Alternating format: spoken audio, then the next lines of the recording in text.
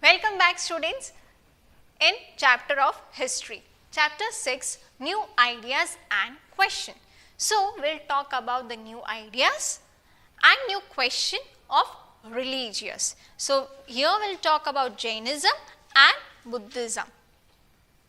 So, let us talk about the story of Buddha. The introduction part. Siddhartha, also known as Gautama, the founder of Buddhism, was born about 2500 years ago. Okay, who is the founder of Buddhism? You can even say Gautama or Siddhartha. This was a time of rapid change in the lives of people. The Buddha belonged to the small Gana known as Shakya Gana and was a Kshatriya. When he was a young man, he left the comforts of his home in a search of knowledge. He left all his worldly desire and he left his home and he started gaining or attainment of knowledge. He decided to find his own path to realize and meditate for the days and under the circumstances.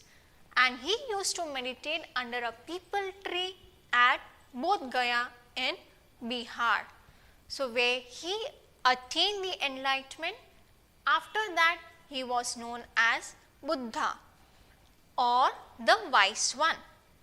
He then went to Sarnath near Varanasi, where he started first preaching. He gave his first sermon over there. He spent rest of his life traveling on foot, going from place to place, teaching people till he passed away at Kushinara. So, where he was being there, in which place, where did he pass away? At Kushinara. So, this was the story of Buddha, where he had a rapid change in his life and he started attending the knowledge, he gained knowledge, he left his life and he belonged to a very small association group of the person, and he started meditating under a peepal tree, and after when he got more of knowledge, he started preaching. The Buddha taught that life is full of suffering and unhappiness.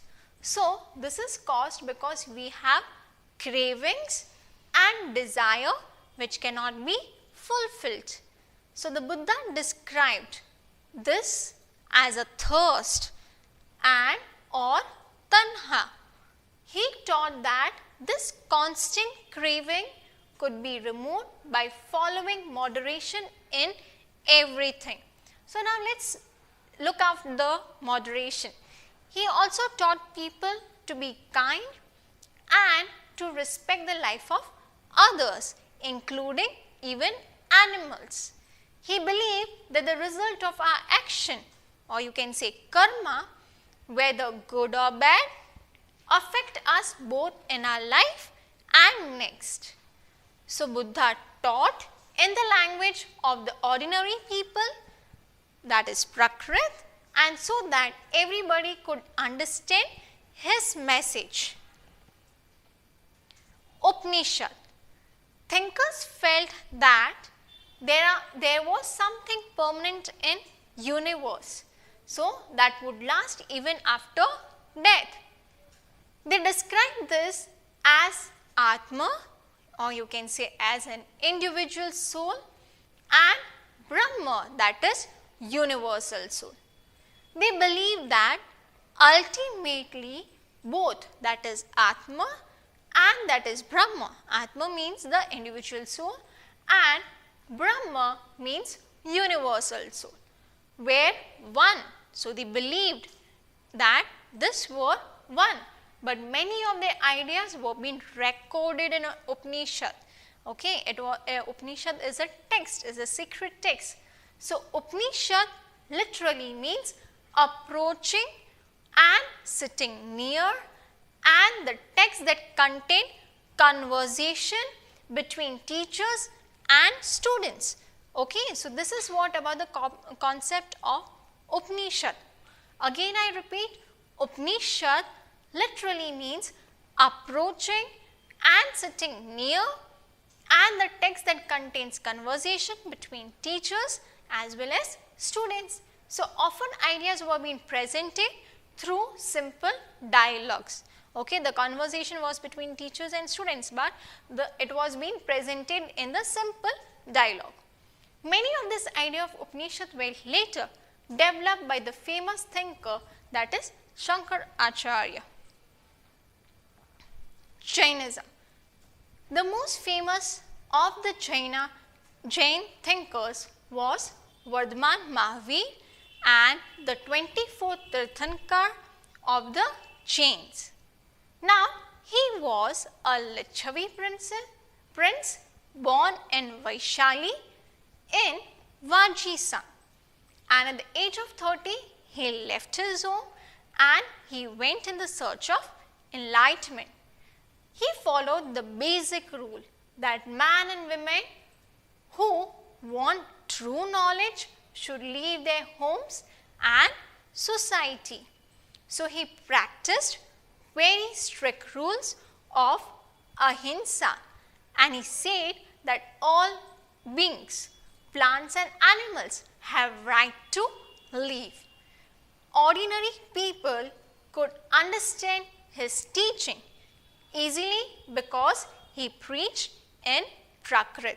Here you can see students, Siddhartha as well as Vardhaman Mahavir were been giving a teaching in the language like Prakrit. Followers of Mahavir came to know as Jains and lead very simple lives, begging for food.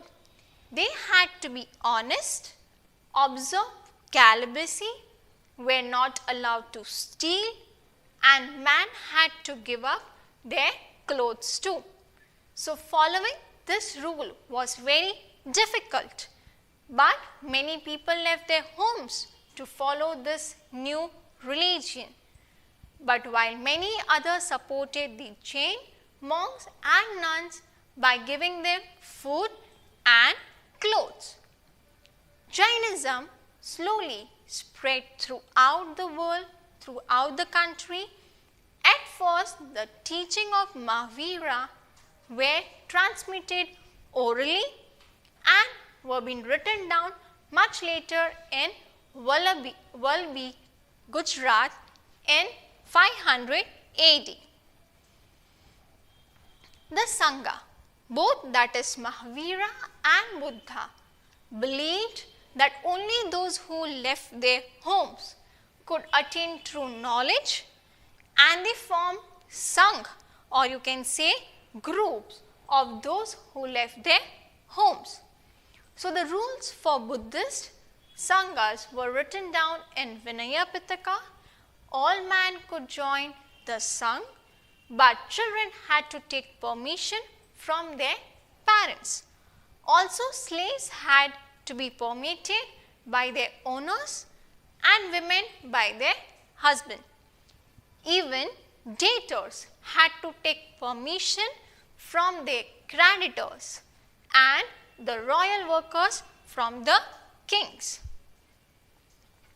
Women and men in the Sangh led simple lives, meditating and begging for the food. So, they were called bhikkhus, or we say beggars, and bhikkhunis. They taught others, helped one another, had meetings to settle quarrels with each other. So, people from all parts of society, including Brahmins, Kshatriya, Vaishyas and Shudras, joined those Sanghas, and many also wrote down the teachings of Buddha, while others composed beautiful poems. All Buddhist and Jain monks went from place to place for spreading their religion, but during the rainy season, they stayed in one place for a few months. So, whenas they wanted to stay in one place, they had built up their shelters, supporters built their shelters from them in gardens and many monks lived in natural caves. But later, many monks and nuns realized that they need a permanent shelter known as and monastery known as viharas were built out either of rock or by wood. The land on which a vihara was built usually donated by a rich landlord or a king, and the local people came with clothes, food and other gifts to learn from the monks. So student, in this chapter you have studied about the new ideas of the religion and they had a question. So I hope you have understood the concept. Stay happy, stay healthy. Thank you.